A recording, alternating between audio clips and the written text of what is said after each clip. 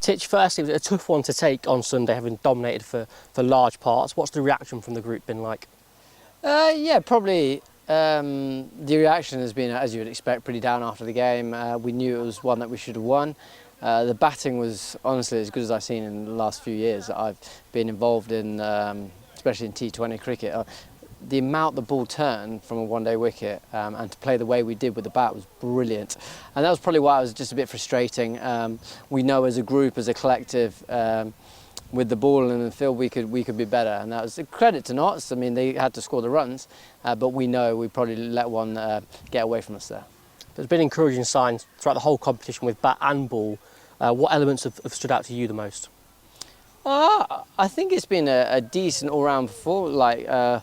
We fielded really well. We've fielded really well as well. Scriven and Logan with the ball have been outstanding, just to name a few. But it's nice that in different areas, different individuals have stepped up. So it hasn't just been like Salisbury, that death over that he bowled, that he came in, bowled brilliantly, nailed it, executed it great.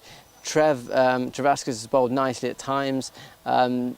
Scriven's bowled really well, and obviously Logan. Having him around and his presence, his calmness, his enthusiasm in that bowling group has been priceless. And we've had some injuries along the way, but so has every side. But he's given lads other opportunities to play. And with the bat, Sean was outstanding the other day. Rehan's almost showing more and more experience. The more he plays, the better he's getting, the calmness and the maturity he's showing out in the middle.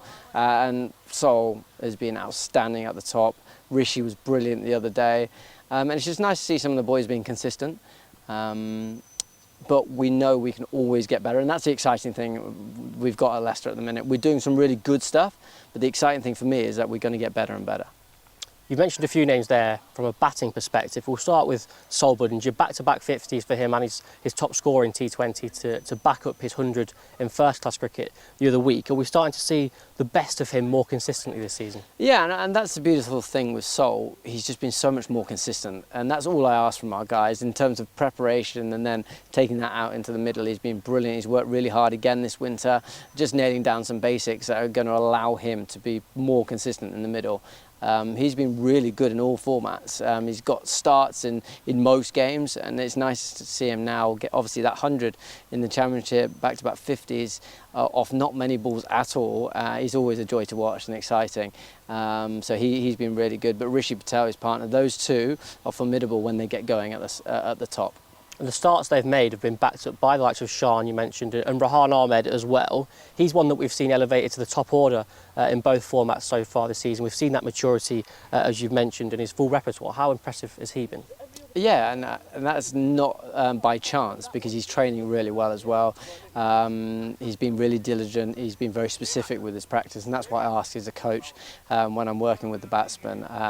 And also bat in the nets, how you're going to bat in the middle, and that's what he's doing. So he's transforming that out into the middle, and there's no coincidence that he's being more consistent, not leaving things to chance, playing lower risk probably for a longer period of time, but he's got the class, he's got all the shots. So when you've got all the shots, it allows you to take those lower risk options for longer. And he's great fun to watch. Like I said, he's got all the shots, and now it's nice to see him. Obviously in the Championship he's been outstanding, but he's been now more consistent in the white ball formats as well. 4 games to go in the group stage. We're firmly in the hunt. You would have been in these pressure situations many a time as a player. What are the key messages that you and Fonz have tried to get across? I think just one is a cliche, but keep expressing ourselves, keep taking the positive option. That's what we always speak about. But we don't look too far ahead.